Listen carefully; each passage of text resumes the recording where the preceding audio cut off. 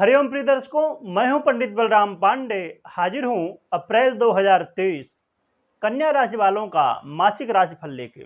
बात करेंगे आपका स्वास्थ्य, आपका करियर, आपकी मैरिज लाइफ, आपकी लव लाइफ, स्टूडेंट के लिए ये समय कैसा रहने वाला है और भाग्य आपका कितना साथ देने वाला है। वो सभी प्रश्न जो आप जानना चाहते हैं उनके सभी के उत्तर हम जानेंगे और साथ में हम जानेंगे वो उपाय जिसे करके आप अप्रैल के महीने में अपने लाइफ को बेहतर बना सकते हैं। तो सबसे पहले हम जान लेते हैं ग्रहों की स्थिति। तो जैसे कि आप देख पा रहे होंगे, द्वितीय भाव में केतु बैठे हुए हैं, तो षष्ठम भाव में शनिदेव, और सप्तम भाव में सूर्य और गुरु बैठे हुए हैं, तो अष्टम भाव में बुध, राहु और शुक्र बैठे हुए हैं, तो दसम भाव में मंगल बैठे हुए हैं। तो ये है ग्रहों की स्थिति। ये राशिफल आपके चंद्र राशि के आधार पे है।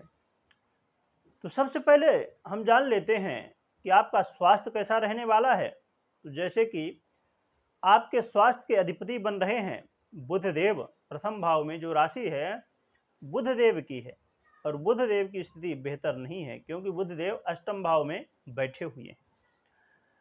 तो स्वास्थ्य के हिसाब से देखा जाए तो समस्याएं हैं। स्वास्थ्य में आपको चमड़ी से संबंधित समस्याएं हो सकती हैं, खुजली वगैरह होना और मानसिक टेंशन होना और कहीं ना कहीं मानसिक उलझने होना, ये सब समस्याएं बन सकती हैं।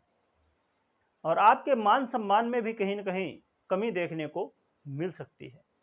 तो इसलिए अपने स्वास्थ्य का आप विशेष रूप से ध्यान रखें क्योंकि बुधदेव बुद्धि के अधिपति हैं और जब हमारी बुद्धि ही भ्रमित हो तो हम कोई भी फैसला सही तरीके से नहीं ले पाते हैं। इसलिए आपको अपने स्वास्थ्य का विशेष रूप से ध्यान रखना होगा। अब हम बात कर लेते हैं स्टूडेंट की।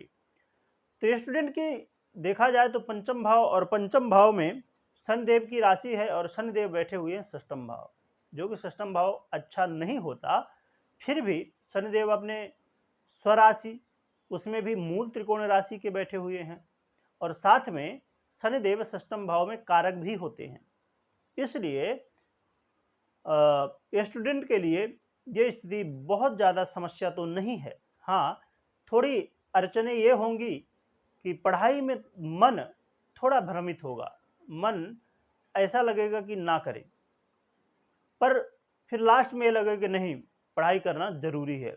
अर्थात पढ़ाई में थोड़ी देरी हो सकती है। शनिदेव हमेशा देरी करते हैं, तो पढ़ाई लास्ट में आपको अच्छे रिजल्ट मिलेंगे। हाँ, आपको आलस्य नहीं करना है क्योंकि शनिदेव कर्म के देवता हैं। यदि आलस आप किए तो फिर कहीं ना कहीं समस्या होगी। तो देखा जाए तो ये स्टूडेंट के लिए, छात्रों के लिए बेहतर है, बस यदि आप आलस्य से बचें। अब हम बात कर लेते हैं लव लाइफ की। तो लव लाइफ की बात करें तो लव लाइफ में कहीं ना कहीं वाद विवाद होने की स्थिति पैदा होने वाली है, परंतु बहुत ज़्यादा नहीं, थोड़ा बहुत वाद विवाद होंगे क्योंकि बुधदेव भी अष्टम भाव में बैठे हुए हैं और शनिदेव भी षष्टम में बैठे हुए हैं। फिर भी कारक हैं षष्टम भाव में, इसलिए बहुत ज़्यादा समस्याएं लव लाइफ में नहीं होंगी। बस ज़रूरत होगी धैर्य रखने की, जल्दबाजी में कोई भी बात कहने से बचना होगा, तो लव लाइफ बेहतर रह सकती है।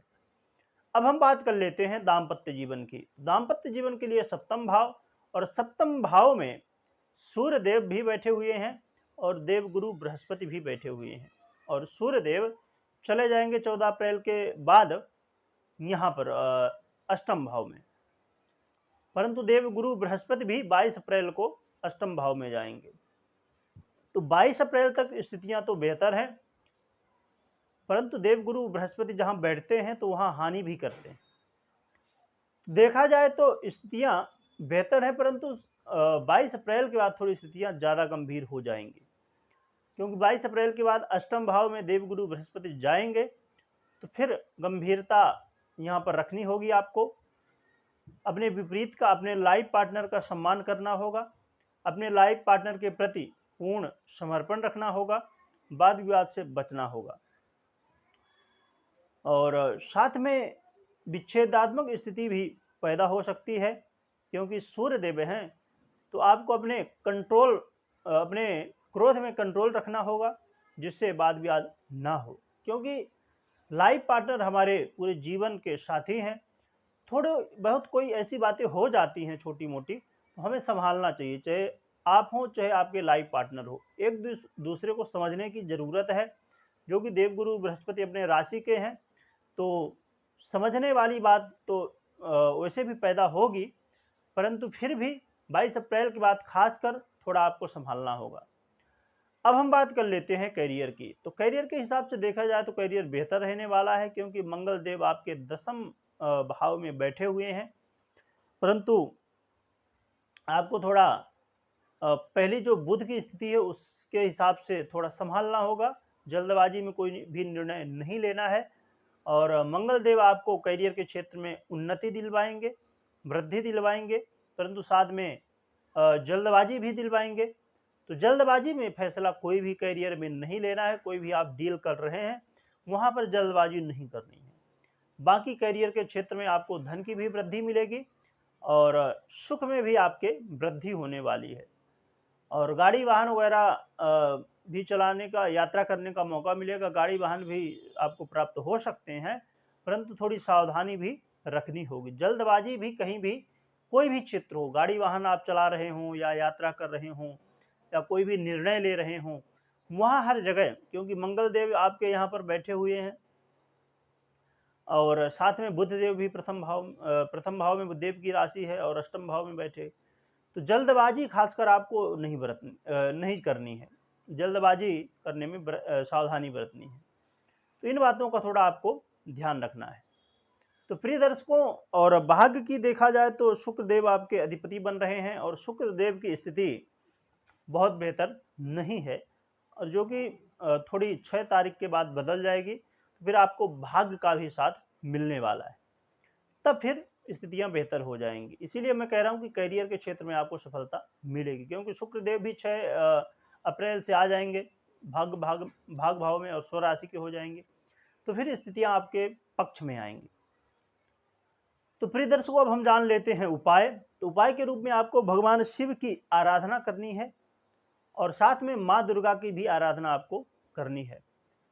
माँ दुर्गा को दुर्गा चालीसा जैसे हो गया, और भगवान शिव को अभिषेक करिए दूध से, और ओम नमः शिवाय मंत्र का अधिक से अधिक जप करिए। 1 माला कम से कम तो भी करिए, ना हो तो जितना हो सके ज़्यादा कम पर करिए। जो भी करिए मन से, पूरे विश्वास से करिए। तो यहाँ पर आपको सफलताएं देखने को मिलेगी, भगवान की कृपा प्राप्त होगी, माता रानी की कृपा प्राप्त होगी, जिससे ये जो थोड़ी समस्याएं हैं ये दूर होंगी। तो प्रिय दर्शकों, यदि आप दैनिक राशिफल, वार्षिक राशिफल और इसी तरह और भी जानकारियां प्राप्त करना चाहते हैं तो चैनल में विजिट करें और चैनल को सब्सक्राइब करें। बहुत बहुत धन्यवाद।